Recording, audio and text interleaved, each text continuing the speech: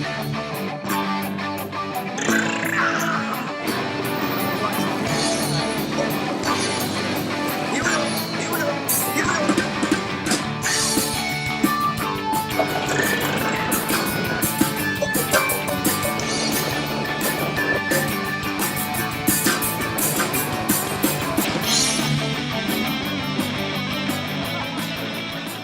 everybody, and welcome back to On the Roof. Today we have yet another wonderful, exciting guest, Rebecca Roberts. And Rebecca is inner/interior architect. And welcome, Rebecca. Thank you. Nice to be here. Thanks for having me. The pleasure's absolutely mine. But we really need to get into this, and you need to explain to us what is an inner-interior architect. So my background from university time was interior architecture and space planning, organizing, design. But then as the years progressed, the interest shifted from less design to more of the human element in spaces, and also then workplace, especially around the workplace, how we interact with coworkers, how we interact in all of these different social situations. And then it comes down to who we are, right?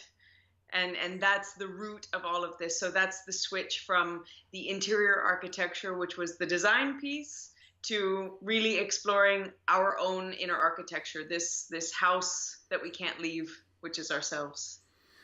And did that evolve out of you just developing a higher consciousness? A bit.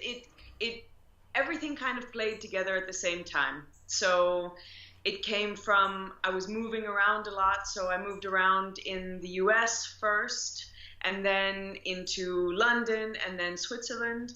And all of these different things brought new pieces of awareness, increased consciousness about what's going on around me. But it also just came back to a little bit more of the root. I've always loved and been curious about people. And so through my work naturally with design, the people element was a huge piece. And as I got more and more into the design, it naturally, that curiosity continued to grow. And at some point in time, it outweighed the design piece. Yeah. So the reason I ask is when, inner, discovering what's going on internally is usually connected in some way to some kind of spiritual search. Was that your case? So it came kind of multiple paths. I was becoming more and more interested in the psychology, so workplace psychology, understanding the way that our minds work. But at some point in time, I kind of hit a wall because I realized, the mind is amazing, but there's actually so much more intelligence that is outside of just our minds, just our thoughts. And so that really started a whole new search behind trust and intuition and things well beyond my control. There's still so many things that I've experienced and that I know of others that they've experienced these things. And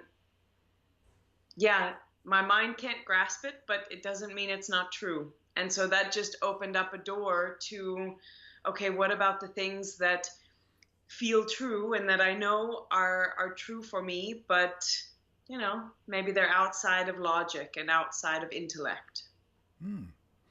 I'll tell you, you have a really brilliant way of conveying. I mean, there's so much depth to what you're saying, but you have a way of bringing it to simple terms so that it's no less complex, but just easier to grasp, if that makes sense. Yeah, it does. It's such a gift.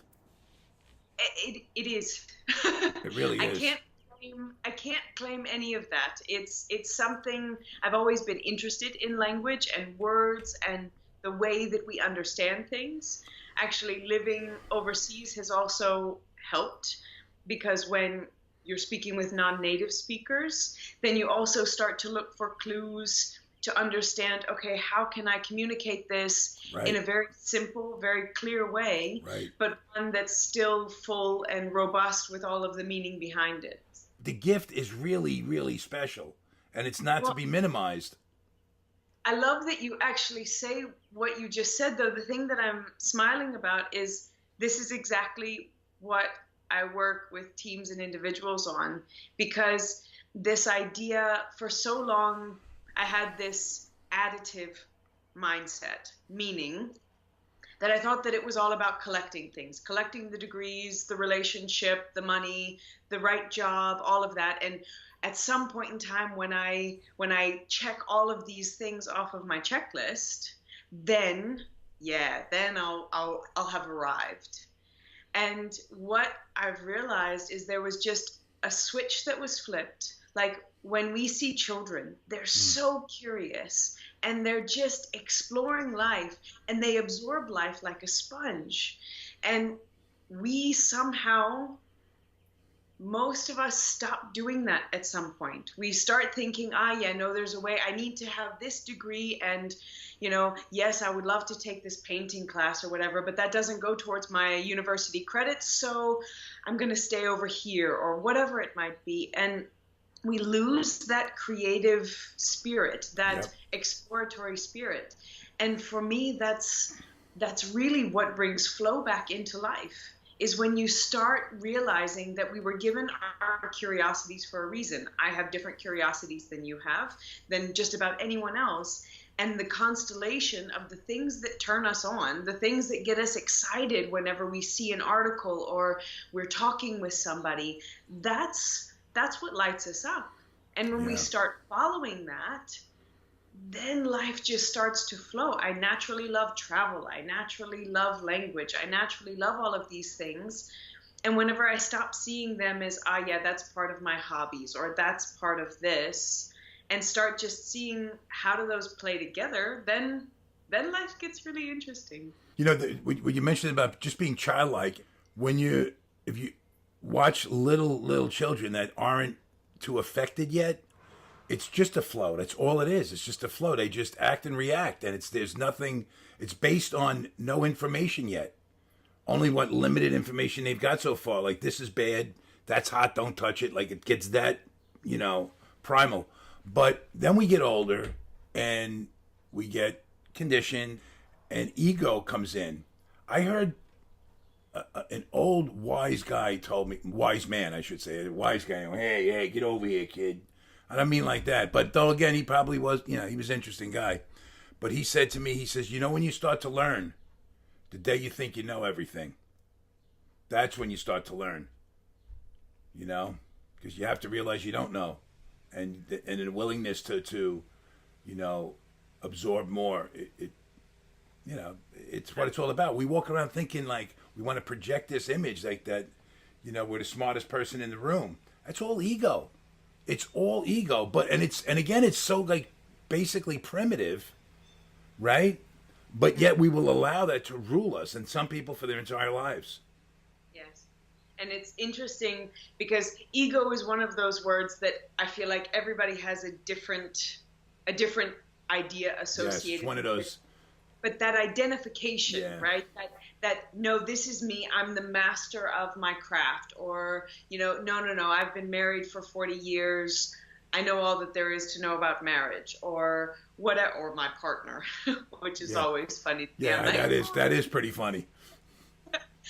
But then, I mean, there are two things. There's this beginner's mind, right, which is exactly what you were talking about. That the master, one who has a lot of experience in something, actually has to be even more on the lookout for ways that they can grow, because it's not just the low-hanging fruit like it is when you first start something.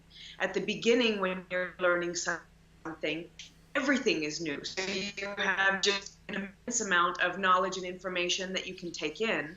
The further down the road, that information is less and less readily available, And so you have to have your eyes even wider open to really see these things. And I was in London over the weekend for a workshop, and the guy who it was with, he always says something like, when you think about what you know versus what you don't know, what we know in comparison to what's available in the universe, is like one grain of sand in the entire universe. Yeah. Yeah. When we can delight in the unknown, in what we have no clue about, and see that as potential and not, no, no, no, I hold on to my little grain of sand. How That's when true is that? that's when the wonder comes in, and that's when, I mean, this is, we've talked a little bit about this, the fear piece, the identification of, no, no, no, I need to be the expert in my room. I need for my colleagues to see me as this expert, or I need to see whatever. And instead, the ability for individuals to be able to say, yeah, I have no idea what that means. Can you tell me? Yeah. It's simple, but it's a very scary thing for the world that we've grown up in. It's really, yeah. Well, it is because we don't understand the tremendous gift that comes with flipping that switch. Yeah. I am where I am because I'm that guy. I'm not afraid to ask that question and look stupid. Therefore, I get to talk to you. Exactly. So somebody else that's watching this doesn't have to admit not knowing anything. They can just watch it. But Exactly. somebody has to step up and go, I'll ask the question. Sure. You know? And in that way, you're a opener Yeah, but because you actually that your gifts. well, that's because yes, in my journey, life has humbled me to a point where listen, in my greatest moments of desperation, my ego became it's reared its ugly head the loudest, I would probably say. Like I am so desperate. I don't have two nickels to rub together.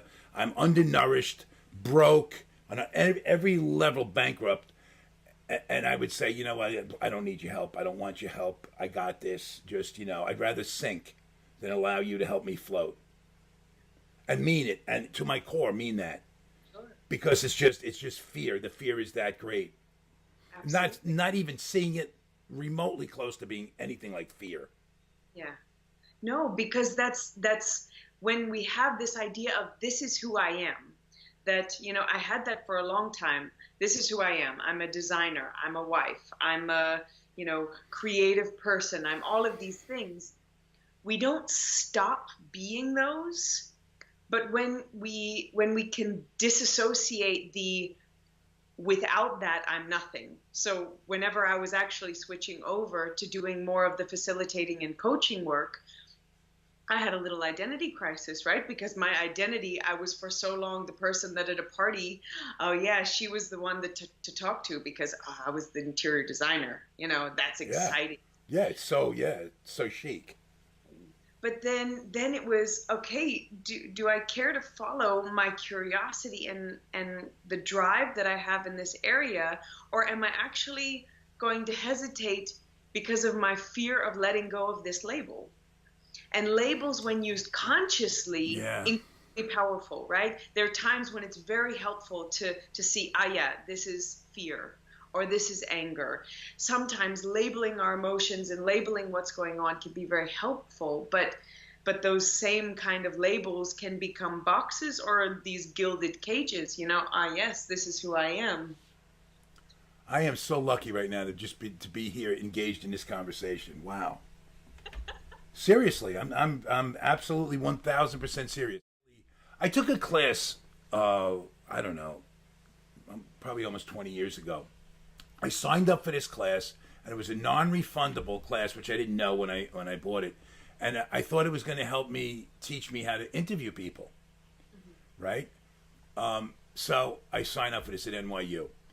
And when I get there, I realize it has nothing to do with that. It's like it's if you want to be an anchor person on a news report, So you're reading off a teleprompter and how to deliver And I'm like in my 40s, and I'm in here with all these teenagers, and I'm just like, everything is wrong with this picture. I'm so out of place. I'm so awkward. I'm just trying to get sober again, and I'm really not sober. I'm not on a crazy run, but. So I'm taking this class, and finally I stayed there only because the class was non-refundable, or else I would have been out the door. I did go out the door only to find out it was non-refundable. And I'm going, well, I got to get something out of this. I can't just give it away. Yeah. So it was my turn to get in front of the teleprompter, and I read what I read, and the teacher just stops me right there. Cut it. You can't talk like that, she goes. You just can't talk like that. Nobody, maybe in your little neighborhood, nobody, picks up on that. But anywhere outside that little nest, this is unacceptable, right? So try it again. And I do it again, and it's the same thing. So she cuts me off completely. She goes, similar to what you just said, how we spend so much time developing this persona. And she goes, and you probably feel like I'm coming in here to strip that from you, you know? And you're getting real defensive. It's almost like you're trying to defy me. I'm the teacher. I'm not trying to take anything from you. Why don't you look at it like I'm just going to add to your repertoire another skill? Beautiful. I was like, what? There was no response. I'm just sitting there going, okay, that sounds great. Wow. Looking at it that way, how do you say no? This is great. Now, I never figured it out. I never got it really. You know, that's a whole nother thing. But I've applied that process to so much from that point on in these last, 20 years or whatever it is, just to be able to say, don't feel like I'm relinquishing anything. I am who I am. This is a big thing that came up recently for me in this masculine feminine thing. It's like if you're secure in who you are, really secure in who you are, then there's no fear in looking, and it's not like my sexual identity's being challenged. It's ridiculous. But limited, fearful thinking perceives it that way.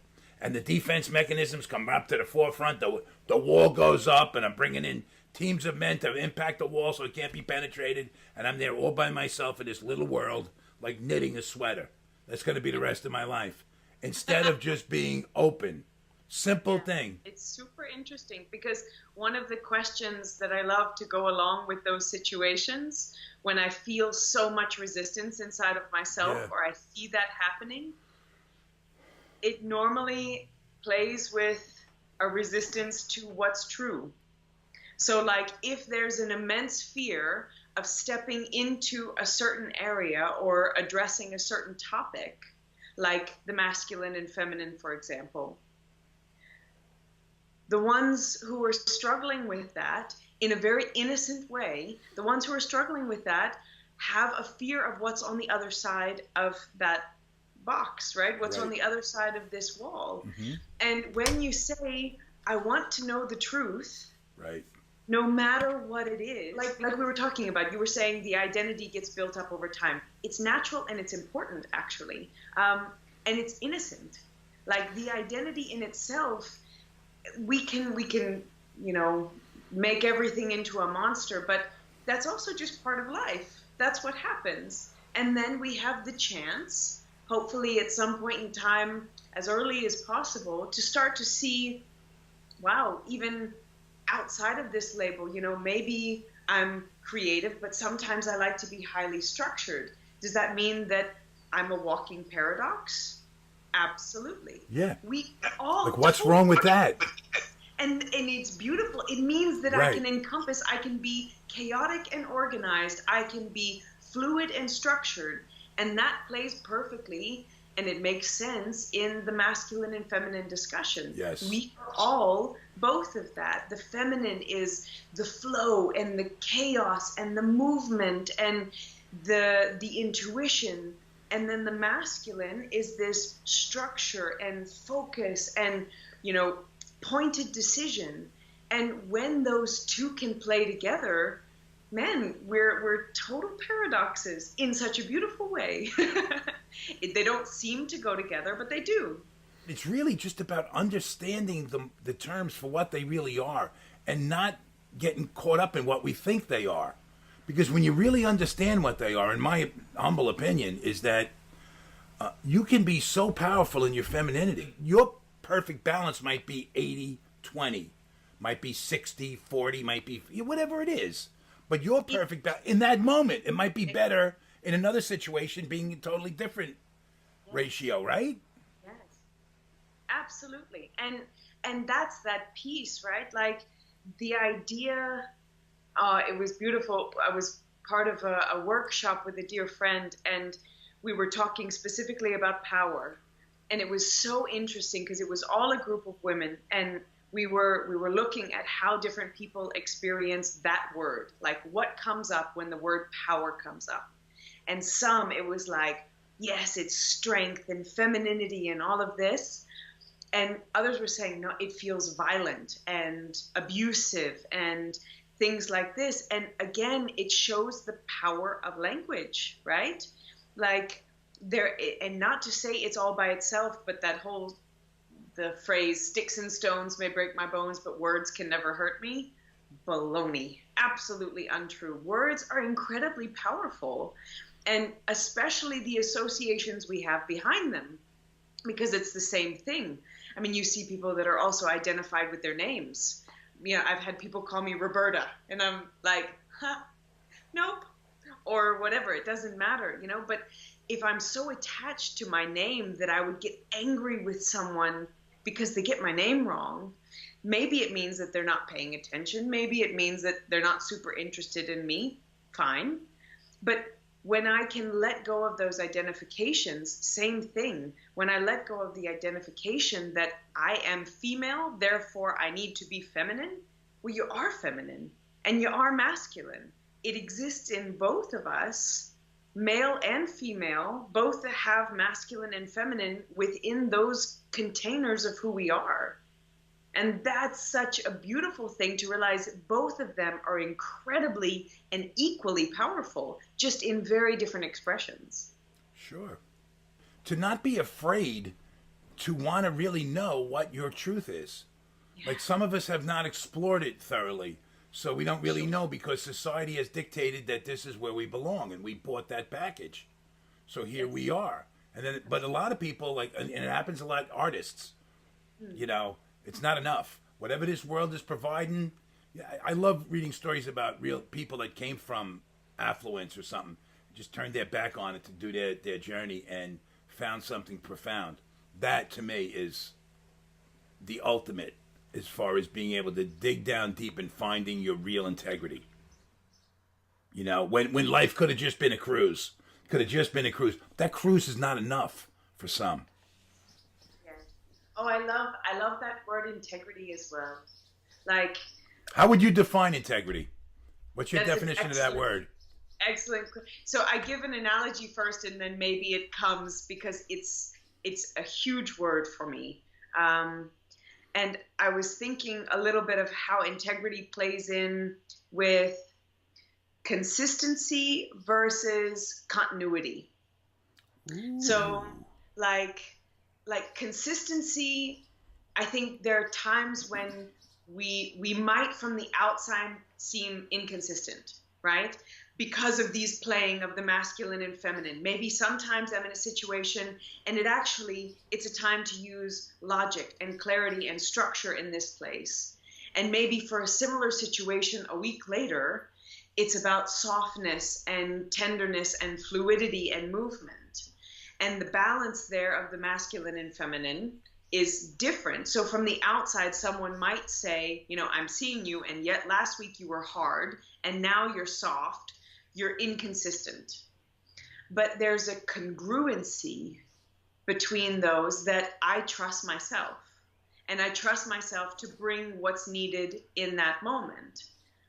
And even if I realize afterwards, oh, I would have done something differently, it still is exactly what was needed in that moment because it's what happened, you know? And this is part of the present moment is inevitable. It's what it is because it's here. And so then what do we do with that? And it's so rich and such a full space that we can play. And that congruency is the fact that I trust myself. Right. Yes. Under all of this. And I feel like that's that integrity piece, that I have my values and these things, but I don't have to hold on to them, because if I have to hold on to something, it means it's not really integrated. That truth that we were talking about, that truth and that trust also needs to be paired with compassion, and especially self-compassion. Like you were saying, you know, hopefully I get it. Absolutely.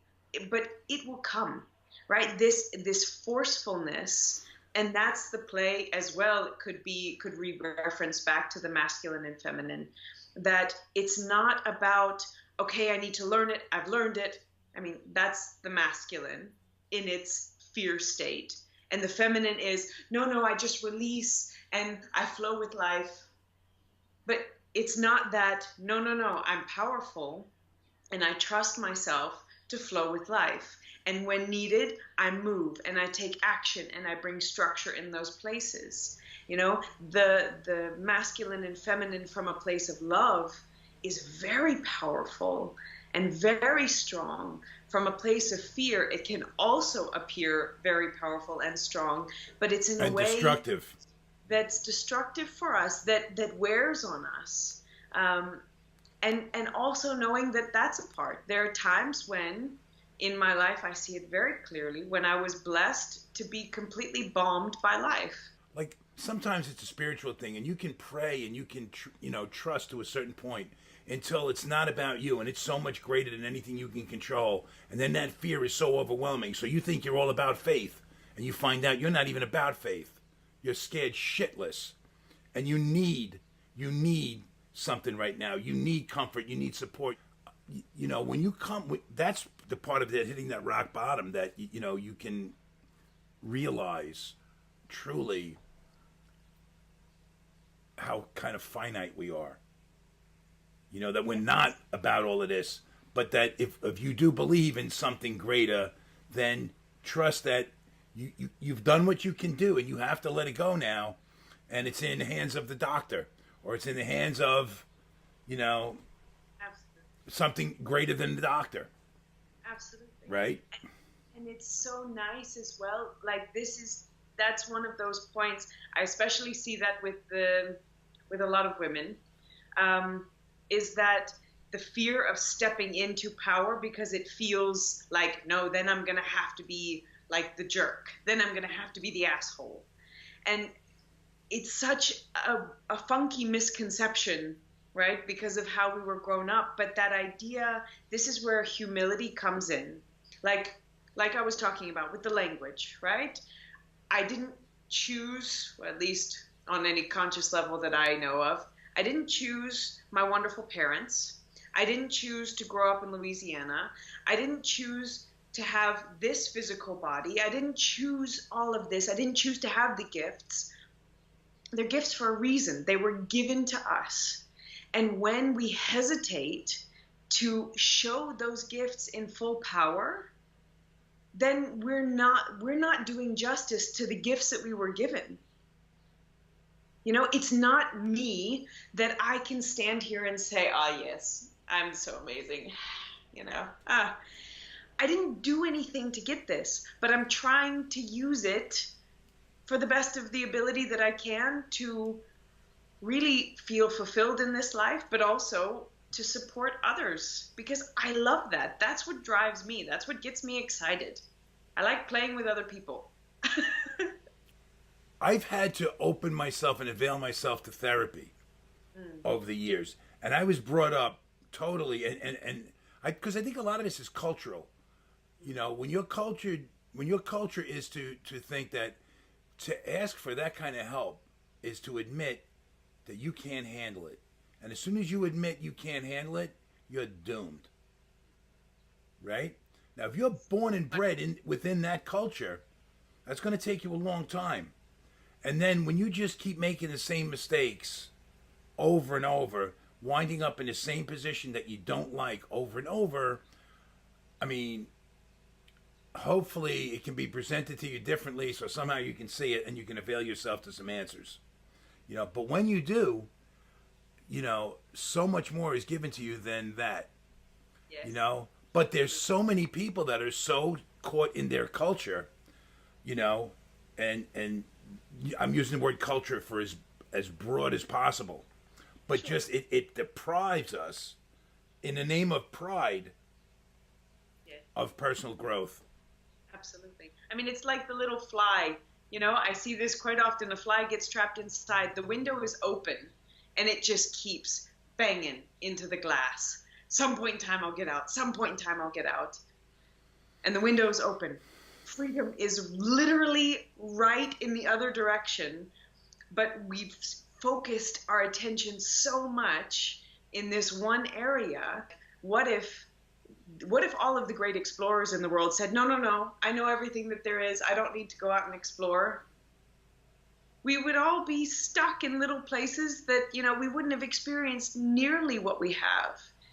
And there are some that are early adapters, right? Some that are a little bit less or more fearless in certain areas. And in those ways, I think that's one of those places where we can't give someone else our experience.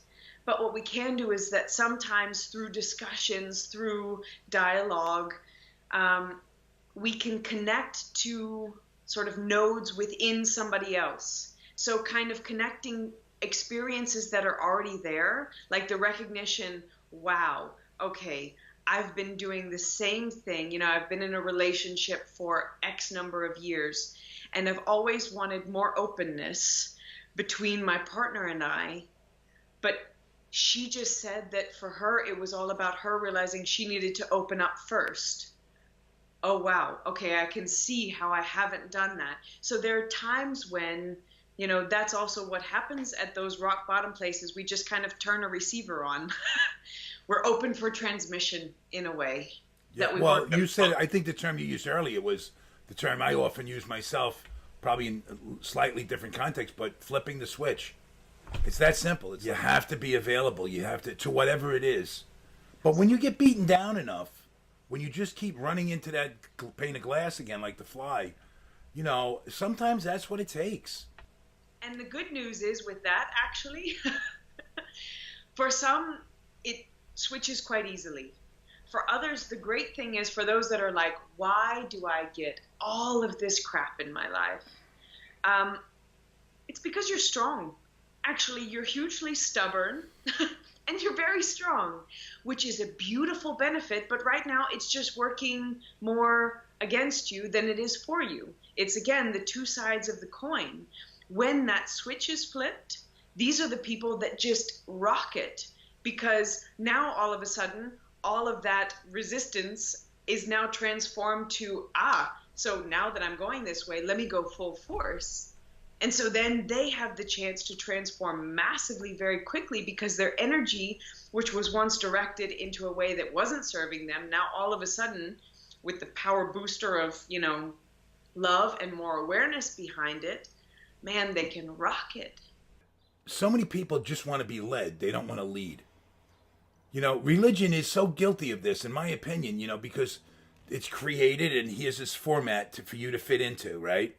But if you look at all these religions, they're all started by people that rebelled against status quo. They stepped out of the box. Again, it's kind of, it's what we're born into, and it's also like, you know, there's this piece of our brains that when between ages, I think 1 and 7, something like this, it's in theta waves, which is essentially the same thing as when you're under hypnosis, right? It's to allow us to just absorb massive amounts of information. The brain is just like a sponge during those first 7 years. But what happens is, naturally, we pick up everything, not only the conscious, but the subconscious, from our parents, who picked up the same thing from their parents and their parents. So when people talk about, you know, the history, the lineage that we come from, there are things that I have in me and ways that I think that are conditioned for generations back, that are just unconscious, that each parent picked up from their parent, right? And that's where, for me, awareness and consciousness are the keys. Because as long as we're functioning from subconscious habits, we're the puppets, right? We're sheep. But the moment that we start to become aware of really what's going on, and it's not just about being rebels, right? It's for the sake of being rebellious. It's how are we conscious rebels? How are we consciously exploring the questions that need to be asked? There are plenty of things that had the place, like you were talking about, the defense mechanisms that some of us build up, you know, as safety precautions. Maybe if you were abused as a child or something like that, you have certain mechanisms that the brain is wonderful at being able to shut down certain parts to make it okay, to protect you. Yep. But when you get older, that no longer serves you. So now you want to connect with others, but that same mechanism says, oh, you're too close, you might hurt me, shut down.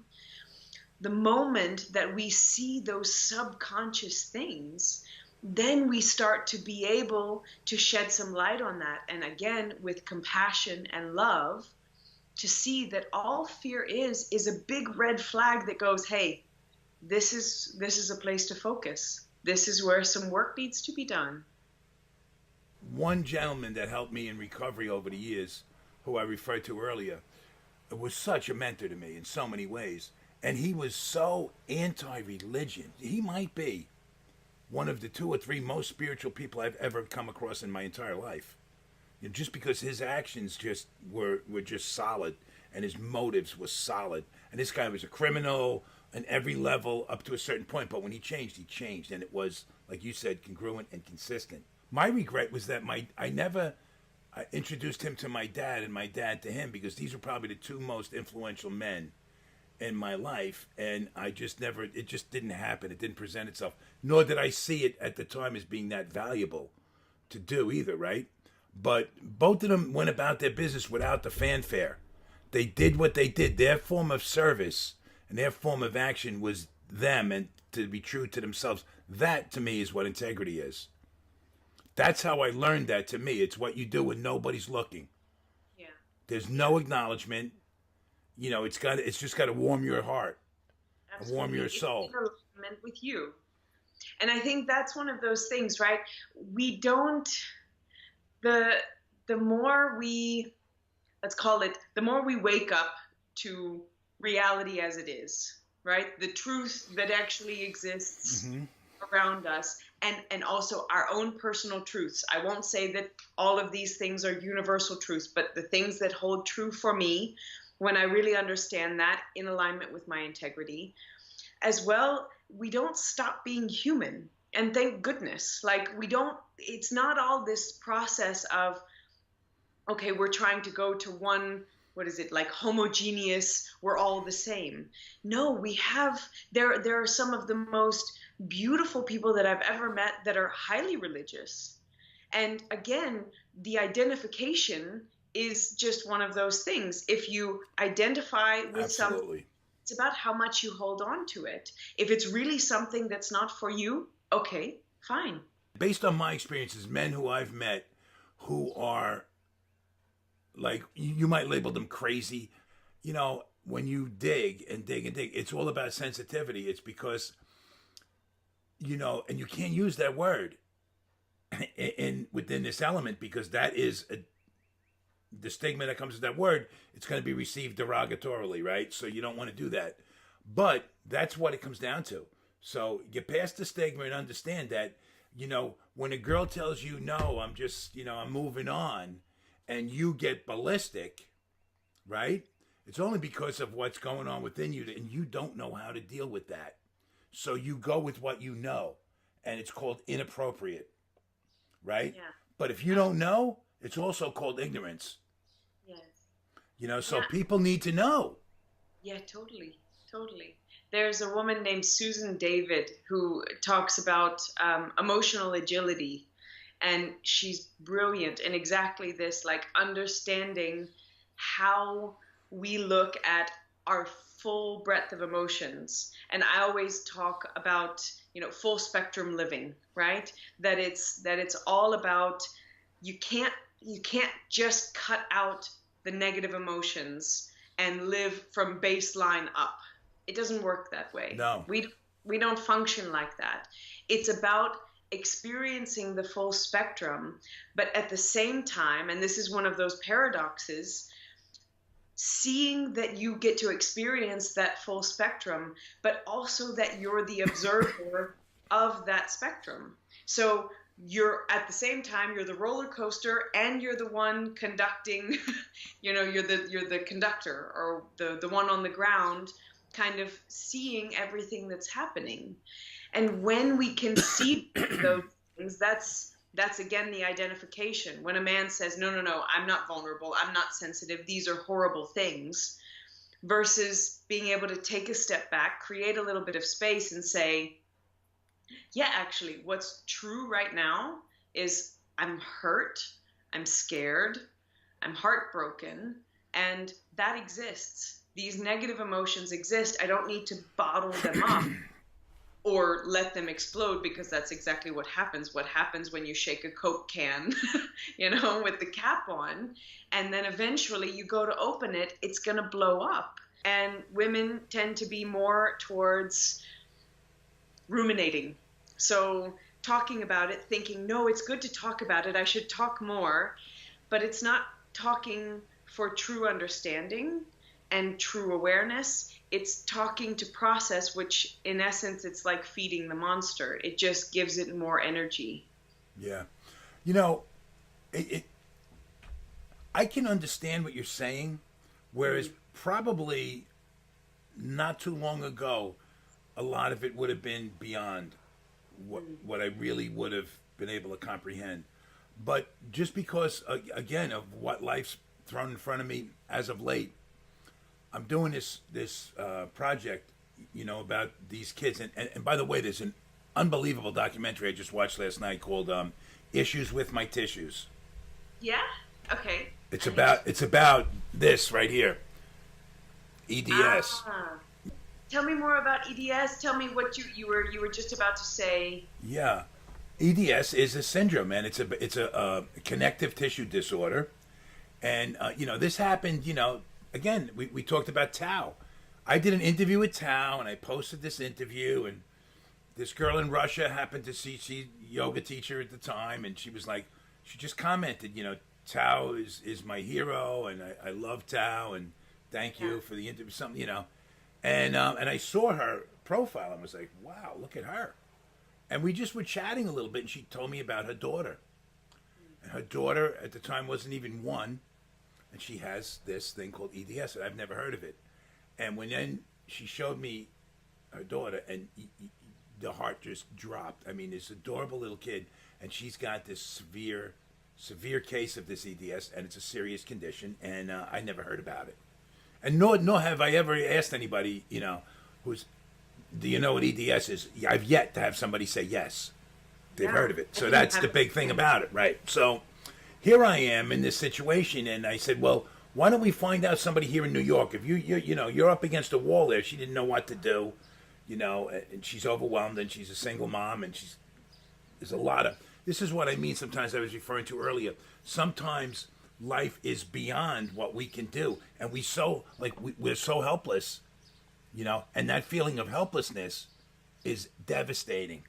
And now when it's not about me, even it's about my child, I don't have kids, so that's even beyond anything that I can truly understand, but there's no way I can't empathize, so I said, how can I help? And let's see if we can find somebody over here. I'll help you write a letter, and maybe they'll do a pro bono thing. What do we got to lose? It's a letter. Tells me the name. I Google it, doctors in New York with this, and his name comes up, Dr. Sal Nsinga. Dr. Sal Nsinga is my mother's neurosurgeon, and the reason he's my mother's neurosurgeon is because he's friends with my brother, because their two sons are friends in school, right? So this is nothing. This hasn't even begun yet, this story, right? So now I take my mother to see him one day, and I bring pictures of little Sophie, and I said, listen, this is the deal with this girl. She has this thing, and your name came up, and, can you just guide me here? I just want to, in some way, help. Can you just, he told me a couple of hospitals, Johns Hopkins, Boston Children's Hospital, but there's this one doctor, her name is Dr. Francomano. So I get back to Valerie, and I said, come on, we'll write this letter to Dr. Francomano. I'll help you. She doesn't, she speaks English, but to just make sure the grammar is right and everything, it's, and we still have yet not to get a response from Dr. Francomano. But a week or so later, Valerie is her mom's name, Sophie's mom's name, and she sends me a video of this girl, Kristen Means, who's doing like a TED Talks about having the same condition. This girl played college softball with this condition. All these things were happening to her. You'll understand when you watch, if you see this movie. It's only an hour, but it is it's so touching, and it's really informative. And I can't wait to speak to her. Lara Bloom is her name, from the Issues with Tissues. Anyway, so now she said, I watched this video and I'm going, this story is incredible. I gotta contact this lady. She's here in the States. I gotta find her. So I went on Facebook. I found her, and she's in Maryland. Not that far. So I put a friend request. She accepts, and we started talking. We're talking. The first time we talked for a couple of hours, I told her I want to interview you about this because of this little girl. I'm like, I want to do something here, and she was like very receptive to that. So I asked her. I said, since you're in Maryland, have you ever heard of Dr. Frank Amano? She goes, she's my doctor. I'm like, are you kidding me? I said, I heard of her from a doctor here in New York, Dr. Nsinga, Sal Nsinga. She goes, Sal Nsinga operated on my son.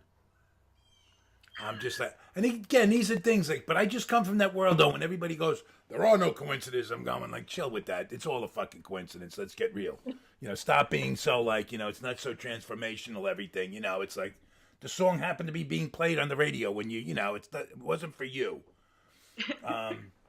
But there's too many little signs here that are telling me, stay the course here. You're onto something, stay the course, right? So I recently I went over to Munich and met with Valerie and Sophie and spent a couple of weeks with them and met Sophie's surgeon and talked with him and got a real good grasp of exactly what they're dealing with. And just a couple of weeks ago, I went down to Maryland and met Kristen and her husband and the two boys.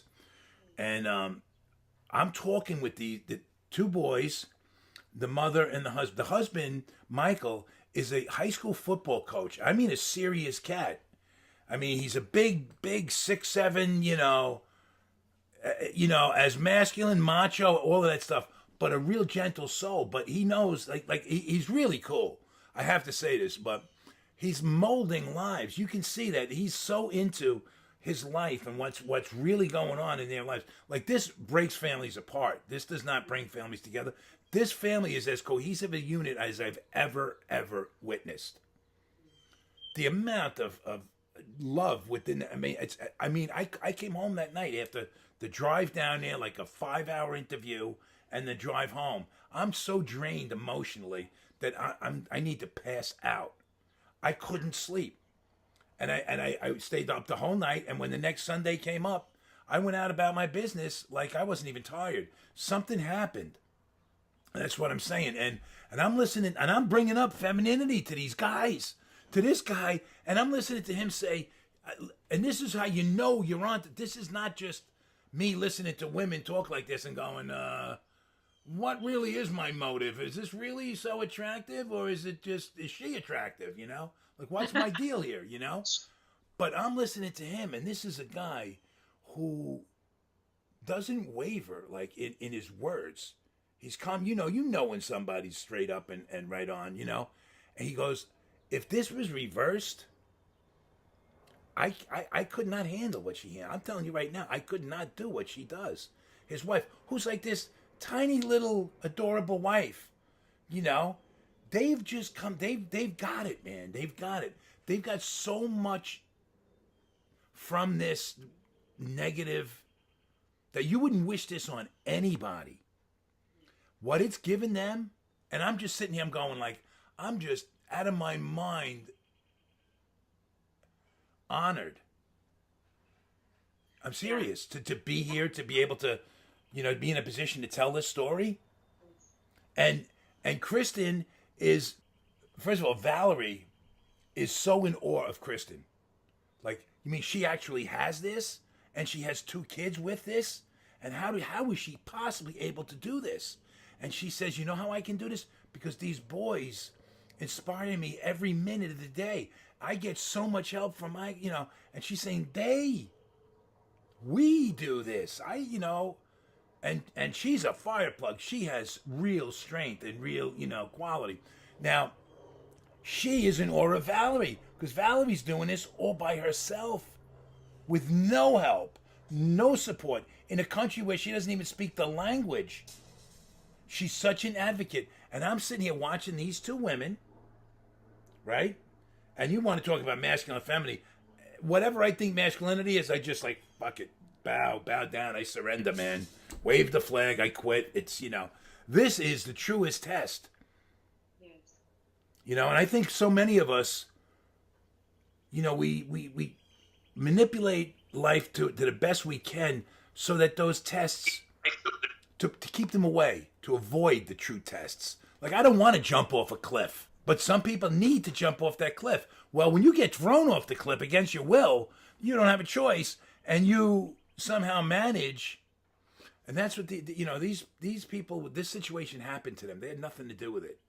But how they deal with it, they have everything to do with it. And they're dealing with it with so much honor and integrity and dignity and class and grace. And grace.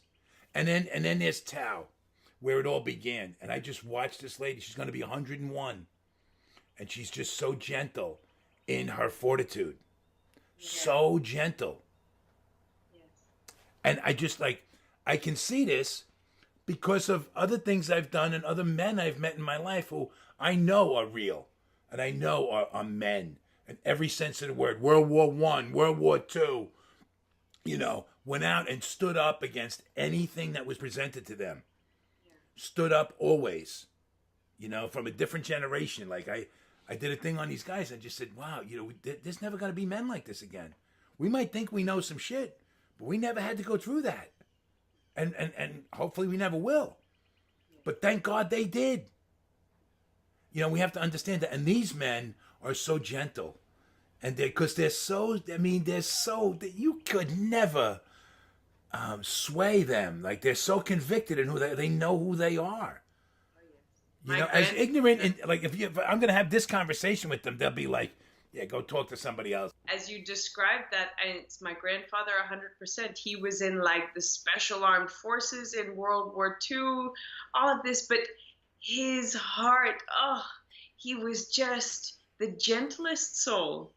Really, absolutely incredible and powerful as well. Yeah. He could stand there in his own power with no need to project it, with no need to say, yes, I'm powerful. No, he knew he was powerful. Because he knew he was. There's no doubt.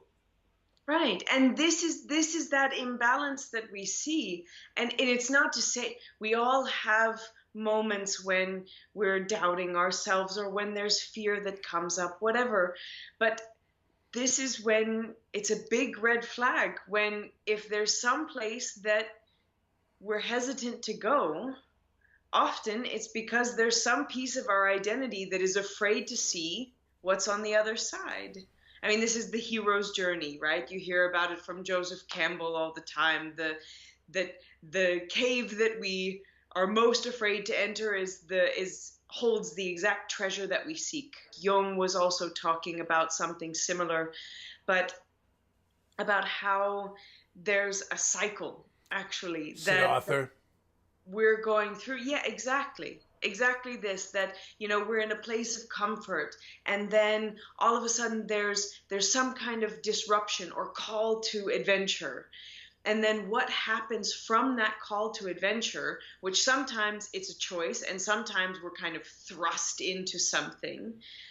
And then all about the journey that proceeds, and how then we also come full circle back to how do we take all of the wisdom and all of the things that we've just learned through all of these experiences. Mm-hmm. And then we have to reintegrate that into life. We have to, I experienced this a lot whenever I first moved away from Louisiana. I was experiencing all of these new things, and then the first time I go home, all of a sudden, everything there was not the same, but it was consistent, and I had changed. And so then I had to figure out, how do I bring my new self back into this environment? And this is a cycle we go through constantly. This is just the cycle of growth. And in some, it's more dramatic. Some of us have major things, but it's the way that we grow. We haven't touched on this at all. And I spoke yesterday with a phenomenal girl, Cassandra Rose, and she's a woman's sacred sexuality coach. Mm-hmm. Where does that, or does it, its importance come into the equation, and then not just for women. I mean, she deals mostly with healing women, but her story explains why that's the direction she's taken. I mean, and the issues that come about, out of her victimization and out of her pain and out of her journey. But in general, ultimately, what she's saying is that we lose sight of how important it is to just be able to appreciate pleasure, to see things for what it is, and feel that, to own it and say, and not, be so affected by this negative conditioning that we get due to things like sexuality. Just so when we're talking about human behavior, how do you not? And often when we talk therapeutically, I've been in so many years of therapy, sexuality's never come up. Well, I mean, it's one of these things, right? we're multi-dimensional beings. Right. Right? We're not just, no offense to earthworms, they're also very dynamic, but we have a lot going on. I've come across some absolutely dynamic earthworms in my journey. I mean, you really have to go low to come in contact with the earthworm. You have to, that's considered rock bottom. When you're identifying and relating with an earthworm, that is considered by anybody's definition rock bottom. Just saying. Fair enough. But the way that we work, anything that we push away from ourselves is pushing away ourselves. This is actually the same thing. Fear is also something that we were given. So if we push fear away, or we wage war against it, or we battle our fear, or all of these things, we're pushing away a part of ourselves that was given to us for a purpose. Right. Now, does that mean that everyone experiences things in the same way? There may be people that say, I choose to be celibate, and other people that say, I choose full sexual expression, and all of this. But right. Sexuality tends to be a place that in our culture, especially in the Western world, that it has a lot of taboos around it, because there's also a lot of fear and a lot of abuse of it, not necessarily physical abuse, but abuse around using it as a tool, in maybe situations that aren't healthy for both partners, all of these different things. And right. It tends to be one of those places, because it's an extreme, because it has those taboos around it, it also tends to hang out in the shadows. And so anything that remains in the shadow ends up becoming something that has a lot of fear wrapped around it. And so I think it's very important that there are people, when they feel drawn, especially like you were saying with this woman, if she had these experiences, then her heart is naturally turned towards, how do we release those shadows? How do we bring that into the light and create space for this? And I think that that's incredible. And I feel like everyone has different areas that you know what? Yeah, I agree with you 1,000%. I wanted to talk with you about it because we went and covered all of this ground and didn't go there. And it wasn't a deliberate attempt to not go there. You just have such a vast amount of information that's all vital, But I think that one of the key things in life that are decisions that we make, are we going to have a partner in our life and share our lives with somebody or not? In order to do that, that's going to be the most intimate relationship in our lives on every level. If you're not willing to really discover your own truth, and be open to whatever you deem is yours, and then to want to welcome somebody into that and join them in that, you have to come to terms with this level of intimacy, including in the sexual manner. So, I mean, to just deny that and then wonder why it's not working out is just such an ignorant approach, but it happens every day. I mean, all these situations that, and again, I think a lot of it comes down as a result of conditioning and all of that, but why is almost irrelevant. Either avail yourself to grow or don't. And here's somebody, due to circumstances beyond her control, being subjected to stuff that you wouldn't wish on anybody again. And so in this area of her life, she addressed it head on. And here she is, and she can help other people do the same thing. It's great. Ultimately, it comes down to service and people helping other people. Truly, like when you're never too tired, it's never too heavy, you just you trust that you can also rely on someone else. I mean, we're in this beautiful matrix, right?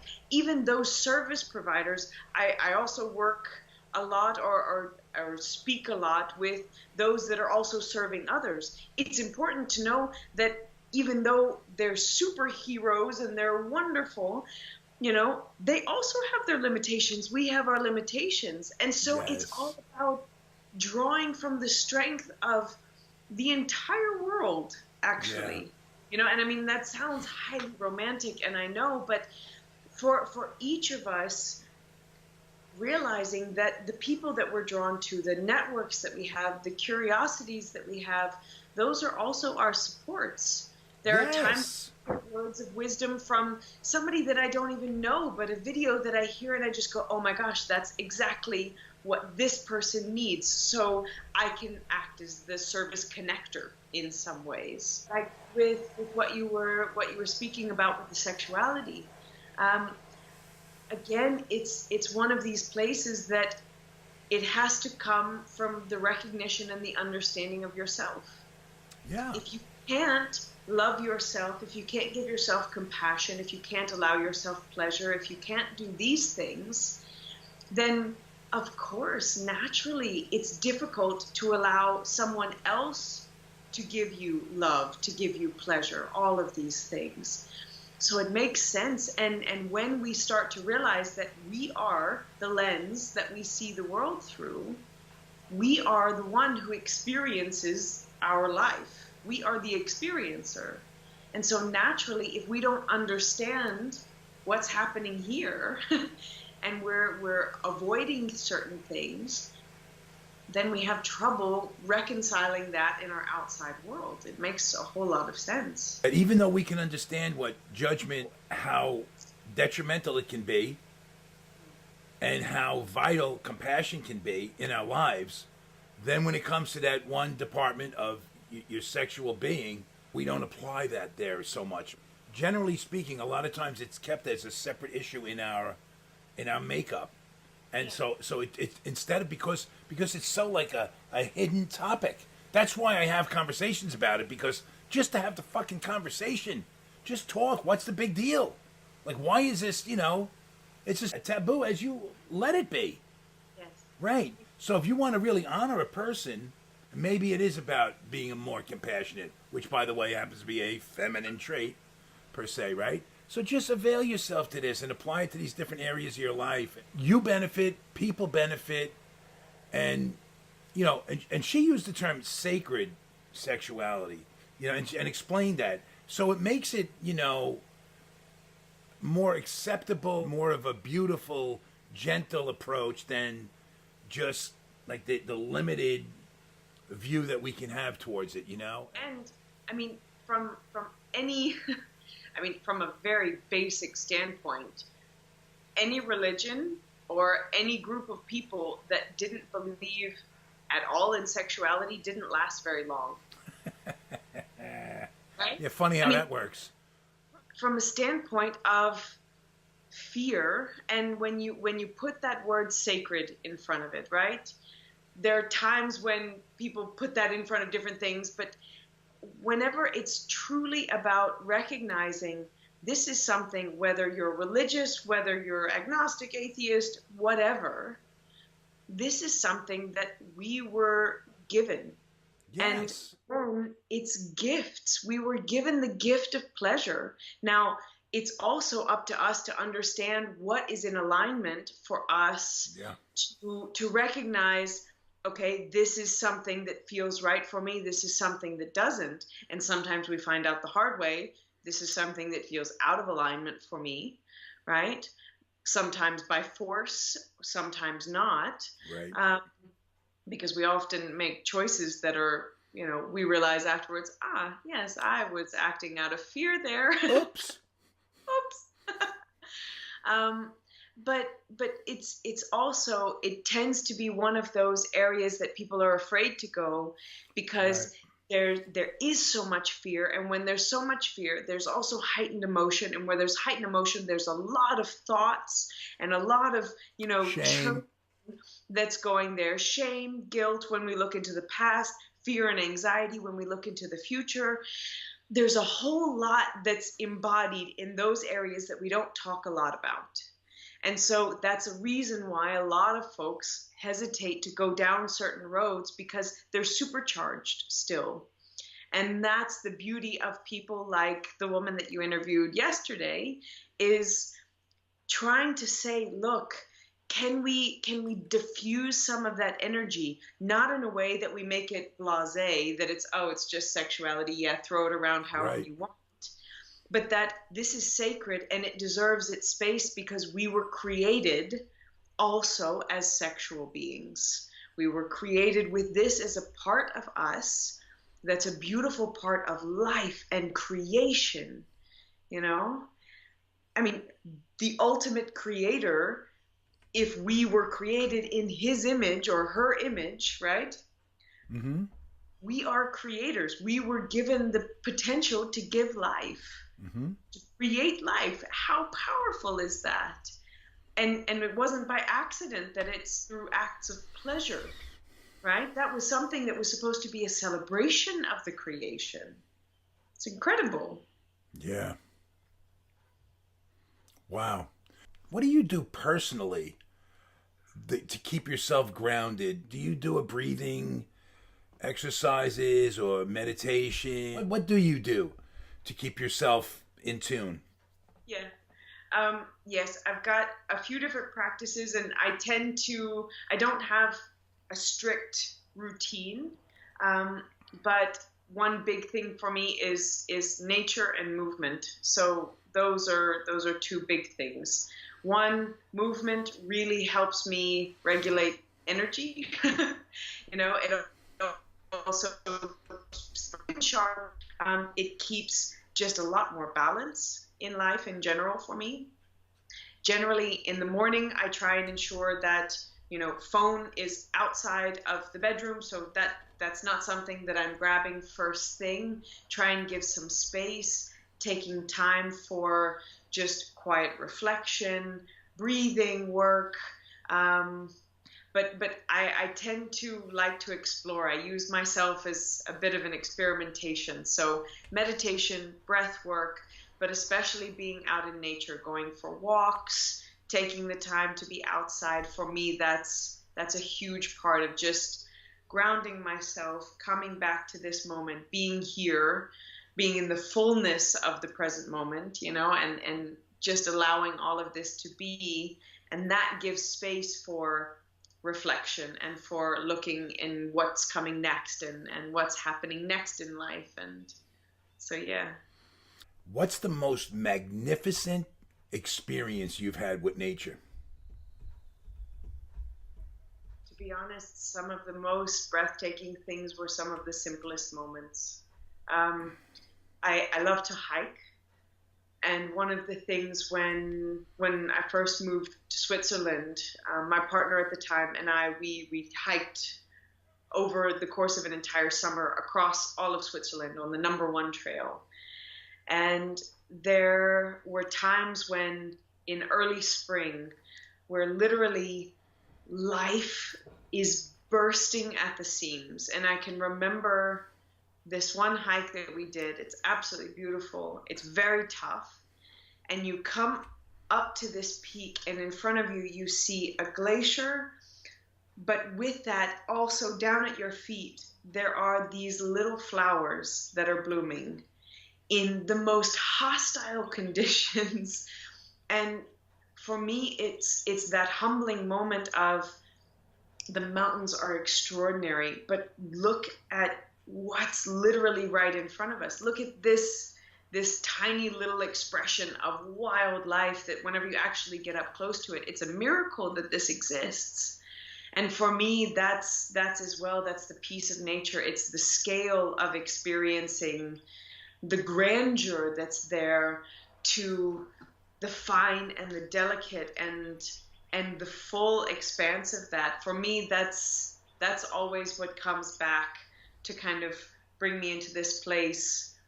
And I think it helps as well whenever I think about my own life. There are times when I think, everything needs to be grand. I need to go big or go home kind of thing.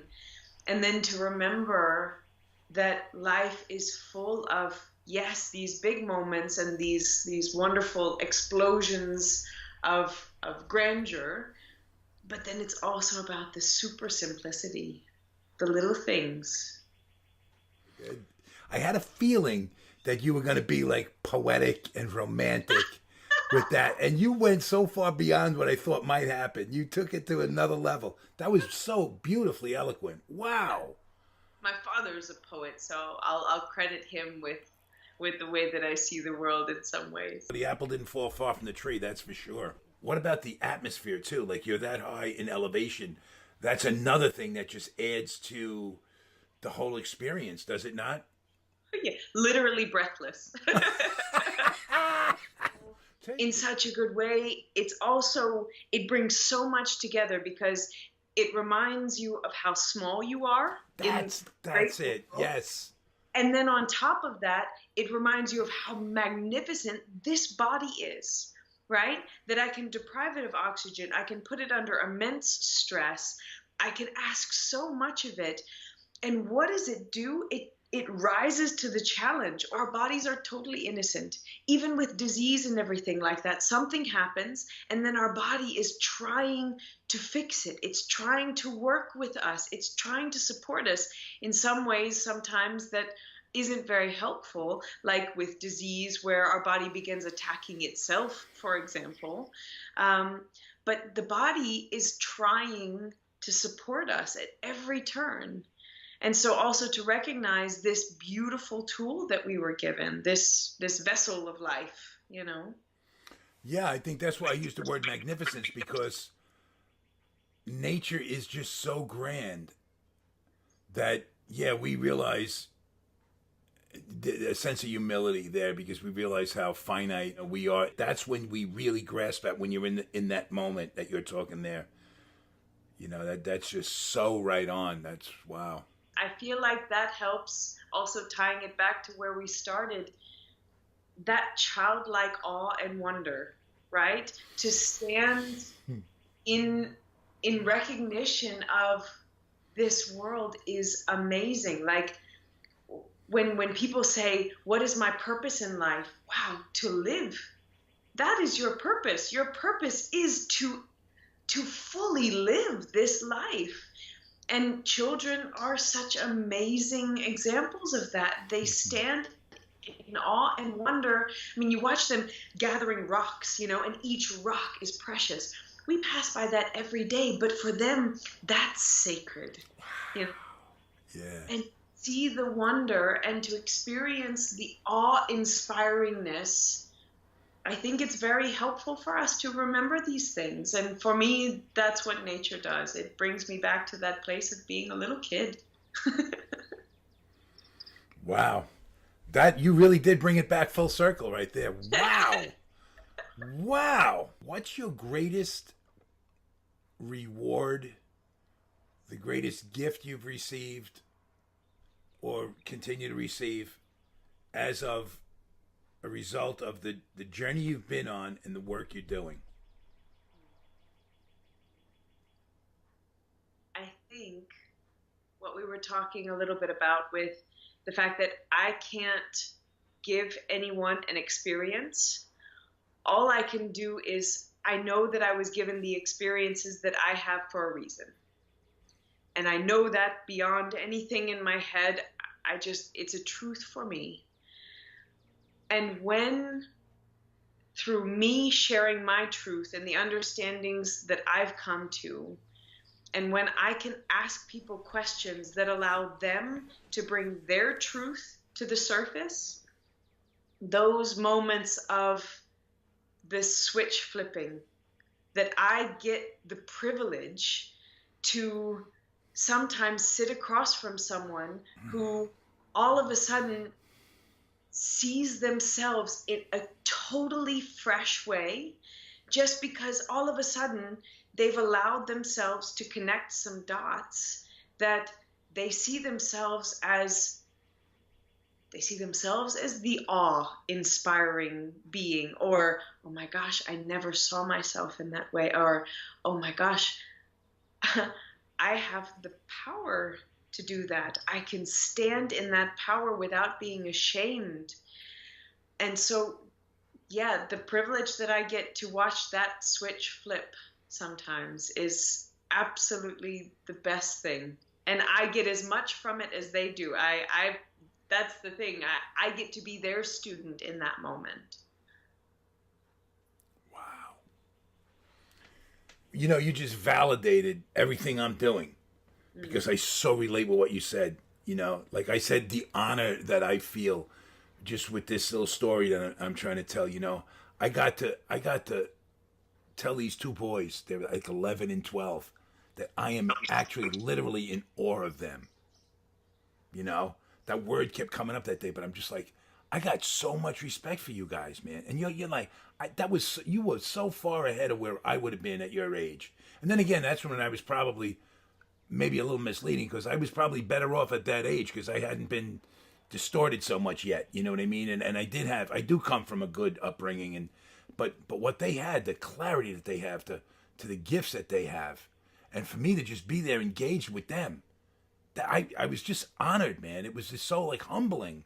And to be in that moment, that's like when you know you're in an aha moment. Yeah. I can see them in retrospect, but when you're in it and you're going like, this is it, here we go. I'm here, like strap in and don't let go. You know, it's phenomenal. And what you just said, it was just like, because I have so much respect for you and the work you're doing. So, you know, to be able to identify on any level at all is another honor. And for me as well. And I love the chance to sit here and talk about this, to have this curiosity discussion, to explore together. It's super nice. It's amazing. I just believe in this stuff. You know, I just believe in having the conversation, whatever. If it's something people don't talk about it, let's talk about it. For no other reason, you know, just do it. But it's not often I get a chance to speak with really good, juicy, meaty stuff with somebody like you. How would anybody out there get to, if they wanted to work with you, or they wanted to, how would they contact you? So if you want to learn a little bit more, RebeccaRoberts.com, and email address is quite easy, hello@RebeccaRoberts.com. Just reach out. Like for me as well, that's a big piece. It's about being accessible. This is not a scary thing. It's something, again, it's exploration and play.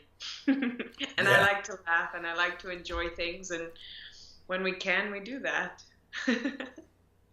Rebecca, this has been a treat and an absolute thrill and honor, and on every level. I can't thank you enough. Hopefully let's do it again real soon. Yes, absolutely. Hopefully, maybe face to face would be really fun at some point. Anytime you want, that would be great. Yeah. Really nice. All right. Thanks. You. Okay.